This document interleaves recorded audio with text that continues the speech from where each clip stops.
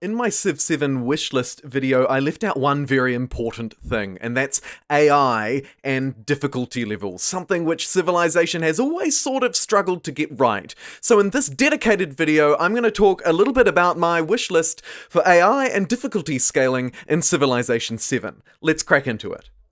For starters, I think that we have to reflect on the kind of system we have at the moment, okay? So at the moment, in case you don't know, the way that Civilization 6 and indeed Civ games in the past have scaled difficulty level is basically by applying multipliers to the AI to give the AI an advantage or a disadvantage if you're playing below Prince. So at Prince level, everything is standard. If you jump right up to the Immortal or Deity levels, the AI will have a combat bonus of 3 or 4 points. Their science and culture will be produced 32% more. Their production and gold, 80% more. They'll also start with more units, more settlers. They'll be able to get their cities online very quickly. Likewise, at the very lowest levels, at the settler difficulty, the AI receives a negative combat bonus. You receive a positive one, and some of their yields are either stagnant or slightly reduced, right? Basically, what it leaves us with is a system where, and in particular here I'm going to focus on the higher difficulty levels, because that's where it really matters.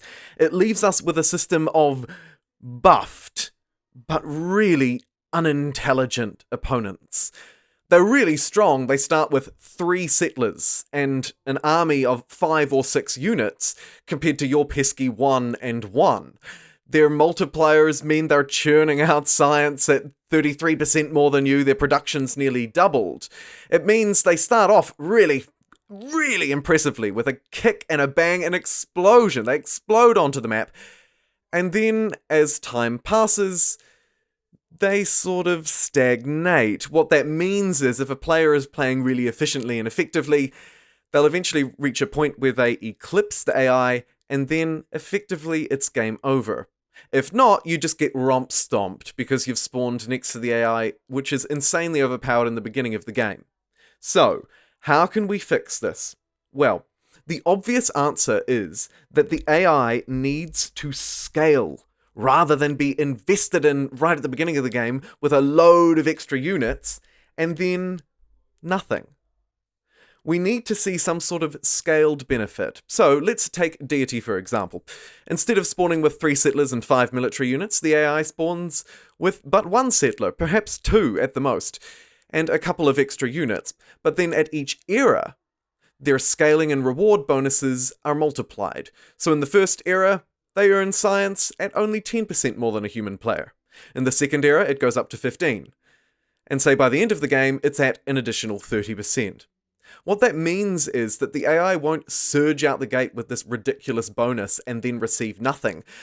They'll still get a bonus in the beginning. They'll still be stronger than the human player, which I think they need to be because AI isn't quite at a level where it can mimic human intelligence just yet, thankfully. So we do need to give them some sort of innate bonuses, and I think it makes sense to award some units in the beginning. But then we need to see a scaling of benefits, a tiered system of benefits throughout the game. And I think that implanting these at Civilization 6's era points makes a lot of sense, because then they're not pinned to when the player reaches a certain technological level, or indeed when the game as a whole reaches a certain technology, you know, something rudimentary like 3 factories. It doesn't really make sense, but the era score and the era scaling does make a lot of sense. In fact, even more so, you could tie those bonuses in with the AI's era score, rewarding it somewhat and allowing it to mimic some resemblance of human play. But like I say, in a world where we don't have AI technology that is as advanced as a human being, we have to make the most of the limitations we have. And I think that exponential scaling of AI benefits will be a way to fix it. However, there are some more. One way that we've seen Civ 6 do has been to fix scaling through chaos. What I mean by that is, in Civilization 6, the AI is much more aware of barbarians, they're much more cognizant of the threat that barbarians play. And you may notice in Civilization 6, in comparison to older games, Civ 5, Civ 4, for example, that the AI really targets barbarians in this game. In older games, the AI was much more likely to just walk past a barb camp, for example, even if it was sitting empty, whereas in Civilization 6, the AI really does pursue barbarians, if it is in the nature of that civ to do so, of course. So there is a little bit more weaving in of human elements, but where this really comes into play is the fact that barbarians are, in that sense, a scaling benefit of chaos. If barbarians are more or less likely to target the AI, or the AI is tuned to be more or less likely to seek out and destroy barbarians, then you can use them as a level of chaos, i.e., if the human player is more likely to be targeted by barbarians and the AI is less likely to assist, then you've sort of scaled difficulty without actually scaling the AI at all. You're using in-game chaos or in-game randomness, as it were, to scale difficulty. The same logic could be applied to random events, whether they're random weather events like flooding or a tornado, or whether they're in-game diplomatic events. Again, a more targeting at the human player can help to scale difficulty. Now, it's important that we don't solely rely on this, and I actually think it's important that the human player could choose to turn this on or off, because what we don't want to have is raging barbarians become the standard for deity difficulty, and that is not what I'm saying, absolutely not. I think that we should still have control over these factors, but rather I want to highlight that we can use chaos or random features or geographical terrain-based features to scale difficulty, right? At the very simplest level, of course, it's combat strength for barbarians. At the highest level, it could be scaling the frequency and severity of the barbarian threat and how the AI responds to that threat. Lastly, I think the final important thing we can do to adjust difficulties is actually to clamp down on some of these exploits, okay? What I mean by that is, at the moment in the game, regardless of what difficulty level you play at, there are certain things you can do to take advantage of in-game mechanics. It's not cheating, I don't think it's cheating. It could be considered exploitative though. Things like trading with the AI over and over again, trading them a certain number of resources that you don't need, that actually don't even carry any kind of weight, let's say horses when they're not even at war, or something like that. You sell it to them for exuberant gold. You're making more money than you really should be.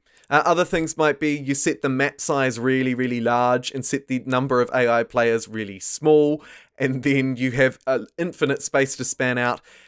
Grow a huge number of cities without fear of being attacked, right? There are these cheesy sort of gimmicky ways that you can play the game and structure the game to get around some of the difficulties. Now, you might say, well, that's the player's fault, right? Because they're doing that. And absolutely fair, right? It is down to the player, and it is the player's choice.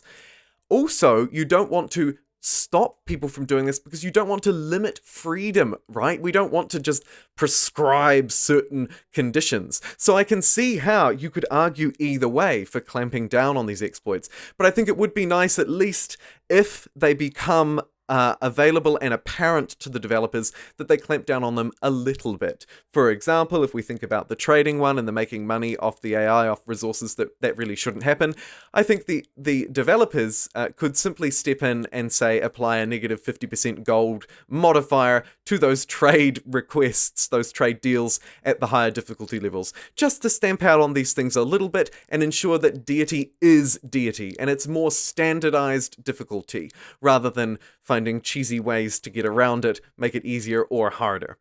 That concludes my reflection on Civilization 7 and Civilization 6's difficulty and AI conundrums. We are limited. AI intelligence is never going to be quite as intelligent as a human player, and we have to use certain gimmicks and levers to try and shape it.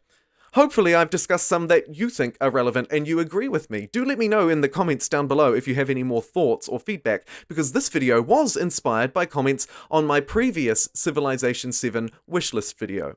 Thank you very much for watching, and I'll see you in the next one.